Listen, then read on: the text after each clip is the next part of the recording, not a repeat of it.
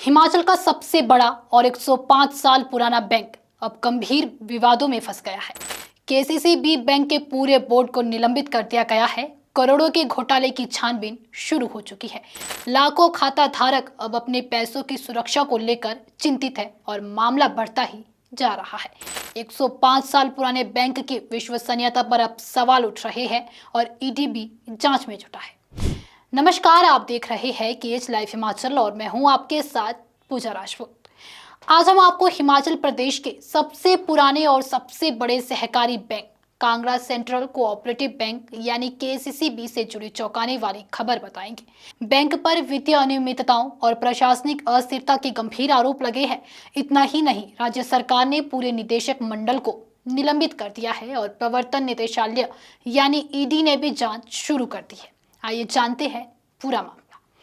Kangra central cooperative bank जो प्रदेश का सबसे बड़ा और 105 साल पुराना सहकारी बैंक है, वित्तीय अनियमितताओं और प्रशासनिक अस्थिरता के आरोपों के कारण अब विवादों में घिर गया है। पिछले कुछ महीनों में बैंक को स्थायी प्रबंध निदेशक नहीं मिल पाया और बार बार नेतृत्व परिवर्तन के कारण बैंक की नीतियों, ऋण वसूली और संचालन प्रक्रिया पर गंभीर असर पड़ा। हाल ही में बैच के आईएएस अधिकारी जफर इकबाल ने कार्यवाहक एमडी का पदभार संभाला है, लेकिन उनके सामने अब कई जटिल चुनौतियां हैं। खाता धारकों और कर्मचारियों का विश्वास वापस जीतना, बैंकिंग प्रणाली में पारदर्शिता लाना, एनपीए को कम करने के लिए कड़ी वसूली नीति लागू करना और बैंक की तकनीकी सेवाओं को आधुनिक बनाना।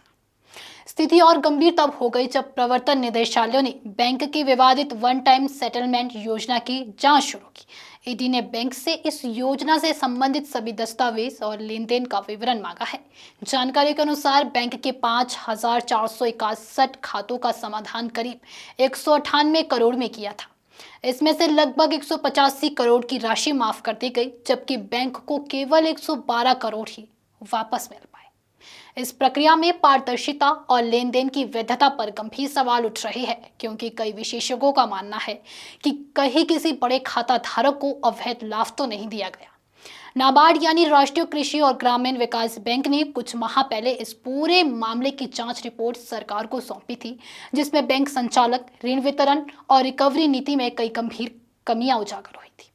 रिपोर्ट के आधार पर राज्य सरकार ने 12 सितंबर को पूरे बोर्ड को निलंबित कर दिया और धर्मशाला के मंडलीय आयुक्त विनोद कुमार को बैंक का प्रशासक नियुक्त किया, जबकि 28 सितंबर को प्रस्तावित बोर्ड चुनाव भी स्थगित कर दिए गए।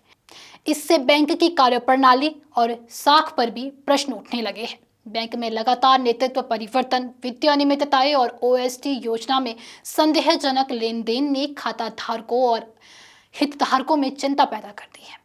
बैंक के 200 से अधिक शाखाएं हैं और लाखों खाता धारक इससे जुड़े हैं, जिनमें से अधिकांश ग्रामीण और किसान वर्ग से आते हैं। हाल ही की घटनाओं के बाद उन्होंने अपनी जमा पैसों की सुरक्षा को लेकर असुरक्षा जताई है, लेकिन प्रशासन ने स्पष्ट किया है कि सभी शाखाएं समान रूप से संचालित हो रही है और ग्राहकों के हित पूरी तरह सुरक्षित है। बैंक प्रबंधन अब एक व्यापक रिस्ट्रक्चरिंग प्लान पर काम कर रहा है, जिसमें डिजिटल ट्रांजैक्शन बढ़ाना, आर्टिफिशियल इंटेलिजेंस आधारित मॉनिटरिंग लागू करना, कर्मचारियों की जवाबदेही सुनिश्चित करना और बैंकिंग प्रणाली में अनुशासन लाना शामिल है। इसके अलावा जिन खातों में संदिग्ध ओटीसी लागू किए गए थे, उनकी दोबारा समीक्षा भी शुरू कर दी गई है। कार्यवाहक एमडी जफर इकबाल का लक्ष्य है कि बैंक को फिर से पटरी पर लाया जाए, खाता धारकों का विश्वास कायम किया जाए और हिमाचल की सबसे बड़ी सहकारी बैंकिंग संस्था की विश्वसनीयता बनाए रखी जाए। इस घटना ने न केवल कांगड़ा बैंक की कार्यप्रणाली पर गंभीर सवाल उठाए, बल्कि हिमाचल प्रदेश की सहकारी बैंकिंग व्यवस्था पर भी संकट के बादल छा गए हैं। वित्तीय विशेषज्ञों का कहना है कि जब राज्य का सबसे पुराना और बड़ा सहकारी बैंक ही पारदर्शिता और अनुशासन संकट में हो, तो छोटे बैंकों की जवाबदेही सुनिश्चित करना और भी चुनौतीपूर्ण हो जाएगा। अब सरकार पर दबाव है कि वह इस मामले की पूरी पारदर्शी जांच करवाए और भविष्य में ऐसे विवादों से बचने के लिए संरचनात्मक सुधार लागू करे। इस पूरे घटनाक्रम ने बैंकिंग क्षेत्र में सुधार की आवश्यकता और खाता धारकों की सुविधा को प्रभावित देने की गंभीर याद दिला दी है। फिलहाल के लिए आज की इस वीडियो में इतना ही। अगर आपको वीडियो पसंद आई हो तो वीडियो को लाइक, कमेंट, शेयर और हमारे Facebook page KH live Himachal को फॉलो अवश्य करें। साथ ही अगर आप हमारे इस वीडियो को यूट्यूब चैनल के माध्यम से देख रहे हैं तो हमारे यूट्यूब चैनल को भी सब्सक्राइब जरूर करें। धन्यवाद।